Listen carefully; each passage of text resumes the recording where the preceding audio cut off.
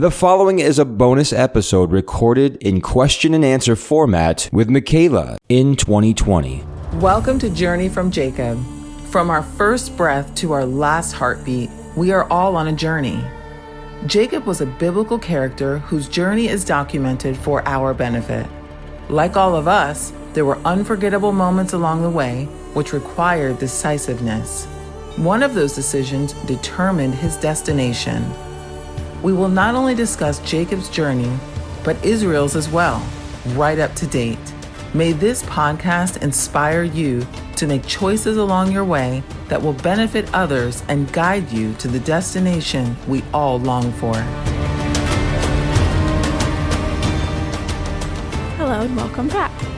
I hope from the last podcast you guys have a good amount more clarity on just everything that we've been speaking about. I know I do for sure, but I still have some questions, so we're going to go into those in this podcast. But first, let's just do a quick wrap up. We had talked about just the question of that struggle, what the struggle was for, and that it was for that blessing of Jacob's struggle specifically, and how that equates to us and how we're struggling and looking for blessing. I specifically got kind of personal talking about how I still struggle to know if I'm good and all of that. And Paul equated that to our body, soul, and spirit, and how we all have a body, a soul, and a spirit. And that's unique to us than in animals, because animals just have a body and a soul, and that soul is kind of our minds and emotions and such. But in the Garden of Eden, basically, it's the spirit of man died through the decision of Adam and Eve, and that our struggle through life is to try to find life, to be good in our spirit again. And in Abraham, Isaac, and Jacob, we would look and call that the blessing of God, that they would be full of life to be able to give life to the rest of humanity. And then as we move forward in the promises of God and the ways that he's talked about restoring that life, we would come to Jesus, who then gives us that life, that blessing, that fulfillment, and that goodness through the cross and through his death and through giving his life so that we could have life. And after all of that, my question became, awesome, that actually explains it quite a bit for me, that my body and my soul are not doing so great all the time, and that there's still kind of death in my thoughts and maybe things like that, but that my soul becomes good through Jesus, and then that's where my life comes from, and that's where the blessing comes from, that I'm given new equipment in that regard, as Paul said, that I'm giving new equipment in my spirit and given that life. But the question then becomes, okay, if I have this life in my spirit, first off, how do I move forward when I'm still unsure and still kind of struggling? Because we also know that struggle is to be human, and that a human that has a body and a soul will still walk through struggles, no matter the wholeness or the death of their spirit. But how do I move forward and live in a spirit that is whole, that is full of life? What does that look like? What does that mean? And so, Paul, if you would like to answer my question. Well, yeah, so we're going to be answering. So it's really, it's not a Q&A, as people probably come to understand, but we'll be answering. So we're going to go through the process. Discipleship is a process, and because we are human beings, so we are, as you said, we are a spirit. We possess a soul, and we live in a body. So the spirit is made new. And this is the thing about the work of Jesus, is not something brand new. It doesn't just show up and Jesus magically waves this wand about individuals that come around and he sprinkles some kind of Jesus dust on them and they become born again. There's a foundation that's laid in the Hebrew Bible, in the Old Testament, and it's recognized way from the beginning, but it's defined as we get to the prophets. So Jeremiah specifically and Ezekiel specifically speak about this new covenant, which the Bible, the New Testament, is literally a new covenant. So it's the same word, covenant, testament, but it comes after Jesus died. That's indication what testament means. So what is the new covenant? Jeremiah starts out and he says, well, it's the forgiveness of sins. something happens. He says, I will make a new covenant with the house of Israel and the house of Judah. And this is what it'll be. It'll be the forgiveness of sins. You will have a new heart and a new mind and a right spirit. So Ezekiel defines this also, and he says, I'll take away the heart of stone and give you a heart of flesh. So we're given this equipment that he says, I will be able then to write my law on your hearts and in your minds so that you will do it. You will want to do it. So we have this will, this wanting and this will, and the ability to do it, to actual ability. So we have new mechanism, we have new machinery. I had a neighbor way back who was a real brilliant guy. He was an engineer, and he had this car that looked like any other car. It had 4 wheels. It was a very simple looking car, but he stripped it, and under the hood, he put in this engine that he rebuilt, and it was fueled by nitrous oxide. The thing could shoot off like a rocket when he drove down the road, but it looked just like a car. It had the same 4 wheels and windows and everything. And when you're a believer, it's kind of like that. It's like you got new equipment. And people want to see that, though. They want to see what's under the hood. You say you're a Christian, let me see it. It's not just, I don't want to just hear a story about a testimony that's something that happened to you in 1974, June 6th, whatever. I want to see the new equipment operate. It's one thing being under the hood, like you say, that you're born again, but I want to see what that looks like. So for Jacob, the indication was that he never walked the same. So we start to look at the walk of Jacob. And we don't have a lot of details about Jacob's life, but we do see that he's walking under the blessing, and he has his children that he's raising to live under the blessing. There's none of them that come out perfect. Matter of fact, it was a very dysfunctional family. But they do not have the new nature. So something happened to Jacob that indicated that he had this blessing, even though it was not released until the time Jesus died on the cross and rose from the dead. And literally, if you remember the story in the book of John, where he returns to them after he rose from the dead, and he breathes on them. He breathes in the room where they were. And something uniquely happened to them that is reminiscent of the garden where Jesus breathed into Adam. So there's this spiritual dimension that has to take place. Like Jesus said, you must be born from above in order to receive this new equipment, which is invisible. The only way it becomes visible is when we walk it out. So we walk differently than the world. So I'll just give you an indication. When I got saved, it was in my kitchen floor. A long story, but I knew I was born again by something that happened within me. It was a cry out to God for relevance, for a genuine nature of this human being that I was, but was not functioning the way I wanted to be. I was not the person that I should be. I knew that.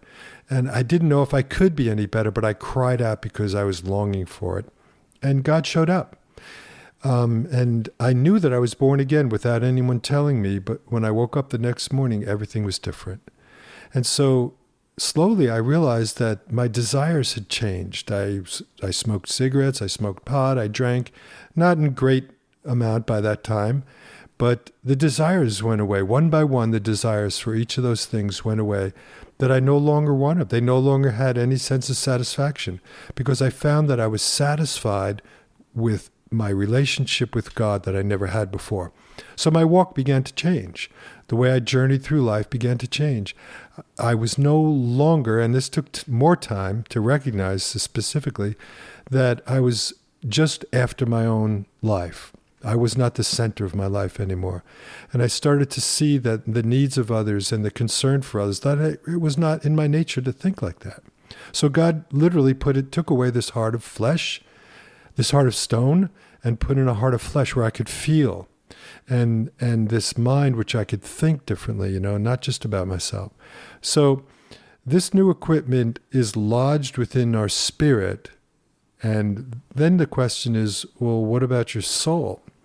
Well, he does give us this new mind which is capable of thinking God's thoughts, but it's still capable of thinking other thoughts. So the Spirit of God, which now lies within my spirit, which has come alive because of Jesus, wants to run the show. He wants to be in the head of my body. He wants to be in charge. So I still have the capability of taking the reins or letting go of them. I once saw a bumper sticker. I was pulling into a church years ago, and I was late, and there was no parking places. I drove around except this parking place that was half one car and half the other car, so there was really no room. So as I'm pulling out of the parking lot, I see this lady pull in, and she's trying to pull into this parking lot. Literally, it had no room for her. And all of a sudden, she scrapes her car. And I could see it was going to be a problem for her. And I couldn't help but notice in her bumper sticker, it said, "God is my co-pilot." And so I stopped my car because I saw her getting out of the car, and she was very flustered. And she was like, "Oh, how did I do this? I'm so upset now, blah, blah, blah." And I didn't want to be arrogant, but I couldn't help but say, "Ma'am, I think it has something to do with your bumper sticker." And she says, "What are you talking about?" I said, "Well, your bumper sticker says that God is your co-pilot. I think he needs to be in the driver's seat next time." And so that didn't go well with her, but I really think it was a good illustration for me that God needed to be in the driver's seat, which meant in my own spirit, he needed to be giving the dictation to my soul of how we're going to think now, how we're going to feel now, how our heart is going to beat. Is it going to be you in running the ship? Are you going to be at the helm? Or is God going to be the pilot? And you could come alongside of him as a co-pilot, because we do have a big part to play in the life we live. But it is a process. It's a transitional process of getting used to this new equipment. I feel like there's one piece that we're missing here, which is Jacob never walks the same again, but he also doesn't have the same name. Although it is quite interesting how... Sorry, I wanted to let you cough. No, I added that. So he also has a new name. So it's interesting. I'm gonna just, once again, because I lost my... yeah, just keep coughing. It's good. He also has a new name. Trying to say it in a way that... whatever. He also has a new name. But I think the piece of that that's interesting is that he's not always even referred by that new name in the Bible the whole time. He's still called Jacob sometimes and Israel other times, and there's lots of confusion there, but he is technically renamed. So what do you have to say about that as far as this transformation that happened? Okay. Well, number one, you're very correct in saying that he's sometimes mentioned by Jacob again as the story goes on. Throughout the Bible, we do hear this Israel and Jacob thing still exists. So does that? I thought he's gone, he's dead.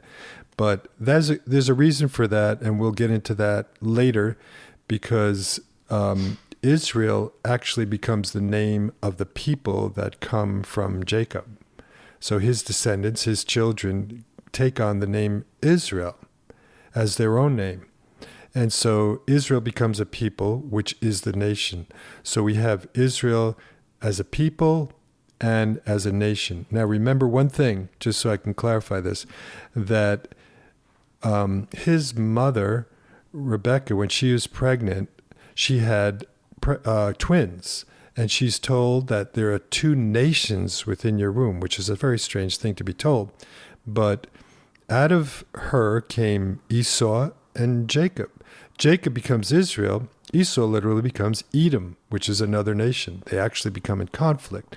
So when we talk about Jacob and Israel later on, we'll still see them both in the story. There's reasons for that, both as a nation and as a people. So would the reasoning in the Bible of not calling him Israel from there on out just be for the fact of not confusing?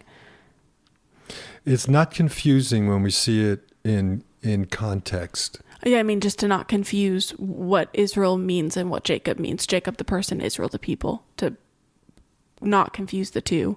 We don't call Jacob Israel. Is that the point? Well, the thing is that if we were to reference this, which we're going to use symbolically, we're going to apply this to the New Testament. What happens to a believer who has been born again and received this new nature? Old things pass away, we see that all things become as new. We become a new creation, it says in 2 Corinthians 5:17. So does that mean we're no longer ourselves? We're not human beings, we're a new creation, this superhuman human alien that's landed on Earth, but we look the same? No, I hope not. Yeah. Otherwise, I'm not born again. Yeah, no, we're not. We're human, but we have we have divine capabilities because we've taken on the nature of Jesus, which the Bible speaks of as a divine nature. So it's not our own nature, it's not a human nature. And we have no credit in it either, but we have been given possession of it by the new birth. However, we are still in this same body and we still have a human soul. So in remembering that, we have this Jacob-like personality, but we're not Jacob. So that's the thing. We have the capabilities of doing things that anyone else would do because we have to make decisions. And that's what God has given us, to make us in his image, just like he did Adam and Eve. They were perfect in all their ways until sin was found in them. When was sin found in them? When they decided to not believe God, not to trust him. And that's when their nature began to change. Same thing we could see in the naming of Jacob to Israel. He still has this nature, but it does no longer define him. And that's where I think we should jump into the identity and what does this mean to you? What does it mean to me? Mm-hmm. So am I Jacob? Am I Israel? As far as Jacob didn't even change his name, so why should I change mine? Right. So do you have a new name? Don't call you Mikayla? I should call you something else now? People go to that extreme. They actually do change their name, and I think they get whacked out like that because they don't understand the simplicity of the story. It is not a flaky story. This new nature and this new name it's a divine name. Even how we see, there's a song, there's a new name written down in glory, and it's mine. God says, I will give you a new name, but he doesn't give it to us on earth. So in his mind, there is a new name. Because there's a new nature. And so what God is identifying is the nature that is lasting, the nature that is eternal in nature, that will follow us through the grave into a new dimension called eternal life. So I think that's important. And when we look at the New Testament, there really are two identities that are found that run through the Bible, and that is sinners and saints. You don't see that often in the Old Testament. That's more like the wise man and the fool in the Old Testament. I feel like it's a very similar thing there. Because that comes up quite a bit. Yeah. Someone who's a fool and someone who's wise. Right. The wicked and the righteous. Yes. So there's this, but when we come to the New Testament, I think a lot of confusion takes place in the Christian community about this identity. And we say that we're either a sinner or a saint. But in the Christian world, it's that I am a sinner, but I'm saved by grace. So the distinction is just that grace has been added to the sinner-like nature. And is that really what it's saying, though? Because if that's it, then I'm a sinner, but I just have this extra ingredient in me that makes me saint-like or become a saint. Like the Catholic Church names people saints long after they die, and they have to have this, this quorum take place and debate take place whether or not this person qualifies as a saint before they're named a saint. I don't think that's biblical. In fact, it is not biblical. But the thing that many Christians, if not most, have been taught and believe is that I am a sinner.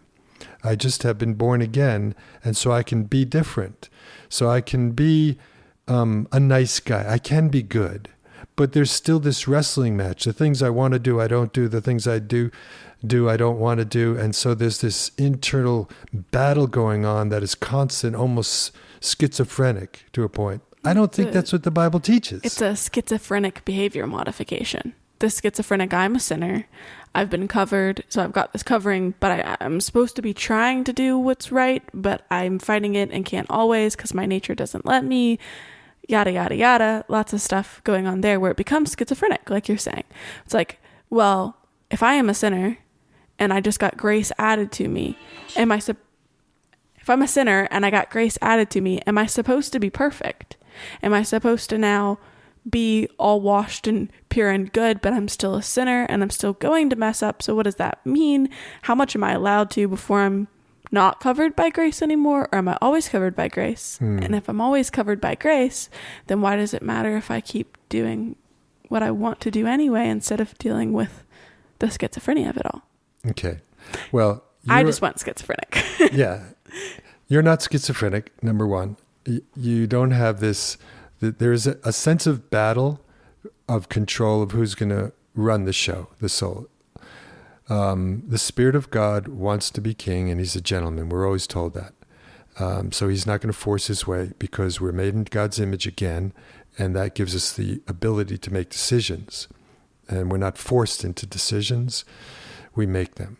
So, but what does this mean? The battle exists because we live in this body that is fallen in nature, and it has affected our soul. It has done its work in our soul. So we're given this ability to think and feel right, but we still have this residual effect that we have to deal with. So are we a sinner who becomes a saint, or are we both? Or are we just one? And this is what the nature, the identity really speaks of. Israel is no longer one who strives against God, he strives with God. So a sinner is actually someone who will perish. A sinner perishes. And we're told, we need to dive into the New Testament to really look at this, where the distinction is made. And I think we should put this to rest. I don't know if we could do it in the next 10 minutes, but we'll try. And the most clear place where people lean on the fact that we are sinners is because they look at the Apostle Paul. And in chapter 1, it says, Paul is saying that he was the chiefest of sinners. Now, Paul, who is the hero and the leading figure of the writers of the New Testament, how could he say that he's the chiefest of sinners if that means that we're not all sinners? And so this is why context is so important. Because he says that in chapter 1 of 1 Timothy, he says, this saying is trustworthy and deserving of full acceptance, that Christ Jesus came into the world to save sinners, of whom I am the foremost. So it says clearly that I am the foremost, or the chiefest of sinners. But what is the context here? Well, if you just go up a little bit, he says that though I was formerly a blasphemer, persecutor, and insolent opponent of the gospel, but I received mercy. Something happened. He was something, and something happened. What happened? Well, he received mercy. What did the mercy do? Well, it says, and the grace of our Lord, so from the mercy came the grace of God, overflowed for me with the faith and the love that are in Jesus. And then he goes on to say that about him being the chiefest of sinners. So does that mean that he is the chiefest of sinners, or that he was the chiefest of sinners because he said, but I received mercy? So here's the thing. When he goes on to talk about this, he said, he starts to talk to them about their lives. And he said that you people are no different than I was. And he talks about some of the things that these people were. And without going into great detail, that some of you were manslayers. And so we have this nature that is, some are going to say that is either sin nature or a saint nature. But it's not just the nature that we're talking about. It's the identity that comes out of the nature. Which nature do we receive that is the one that God identifies us with? Does God see us as sinners, or does he see us as saints?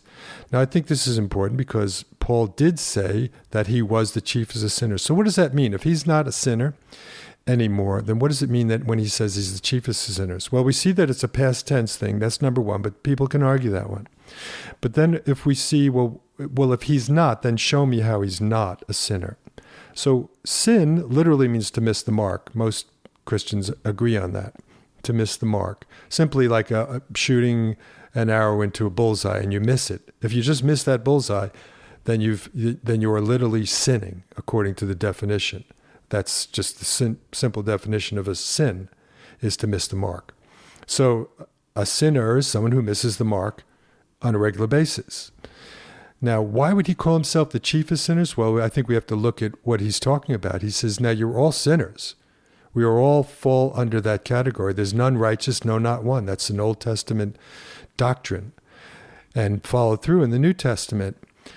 But what did Paul actually do that makes him the chiefest of sinners? Because when I saw that the first time, I said, Paul, you got nothing on me. I way outdid you in the sinner category. And so I really kind of argued with that when I first saw it. But then I started to think about him, is what did he do?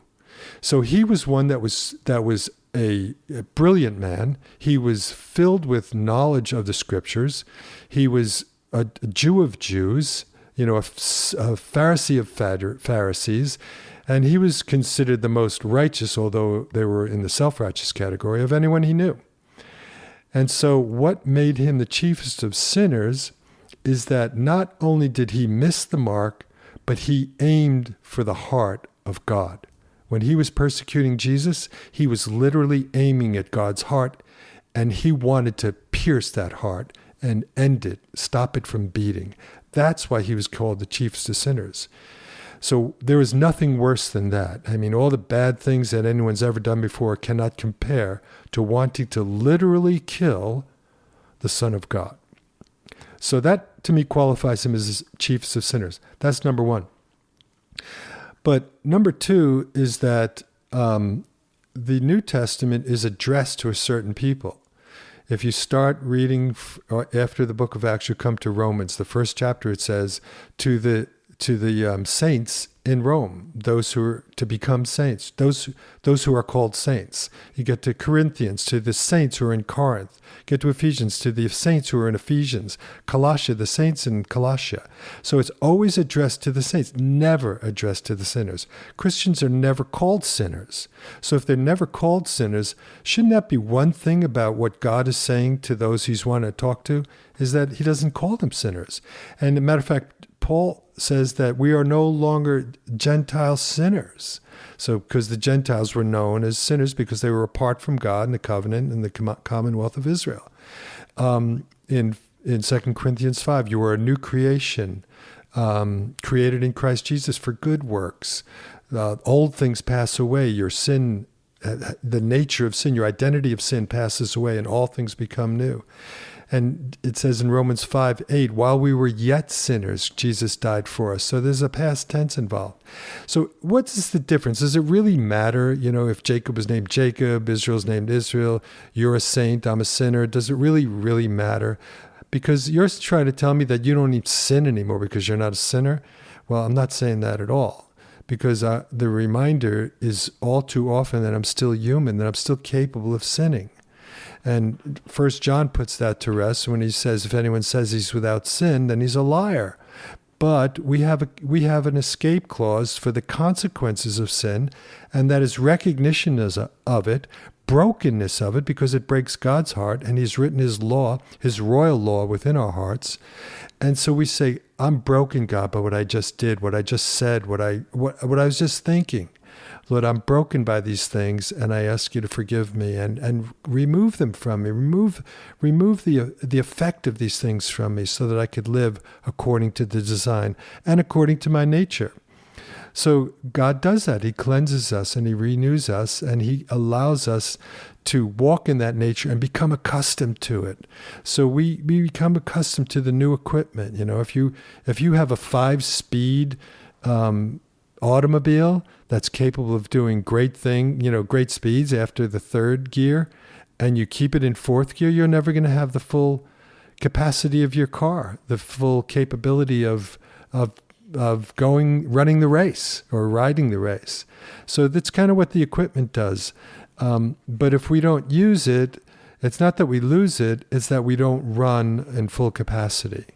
And when we start feeling that I've sinned again, I am a sinner, and we beat our breasts, oh God, I'm a man, I'm done, and just a sinner saved by grace is not much to me, and I don't know how you could love me, and I need more faith, and all this stuff that we start begging for that God has already given us. We're like Jacob in that moment, begging for the blessing that's already ours. Yes. But Jacob did not have the teaching, number one. He didn't have the understanding because it wasn't given. It was given by revelation centuries later. It's not that he could not be a friend of God like Abraham was, the meekest of all men like Moses was, because God does give him the necessary equipment. He can anoint with his spirit individuals in the Old Testament like the New Testament. But in the New Testament, we become embodied.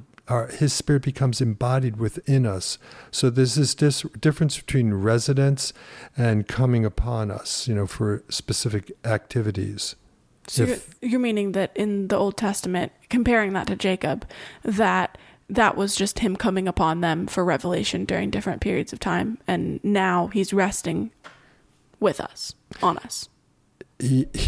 I can't say that Jacob is resting on who he is, because we don't really see that completely in Jacob. And if he did and everything was good to go with him, we would not see a New Testament, a need for Jesus, a need for forgiveness of sins, a need for fulfillment of the covenant that gives us a new heart, a new mind, and a right spirit.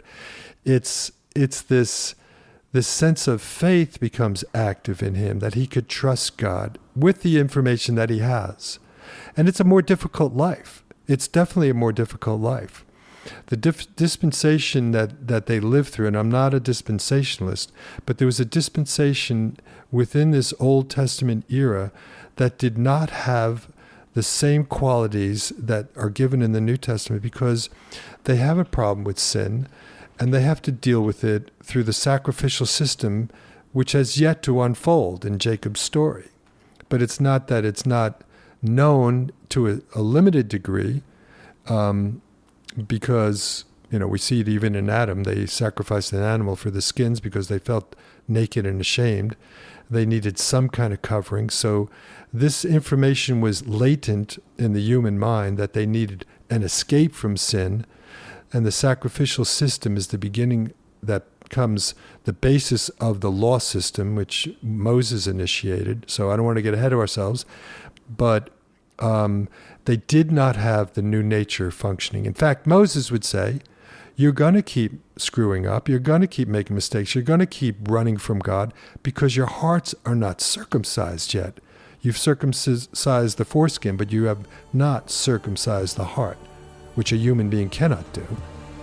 Only God can do.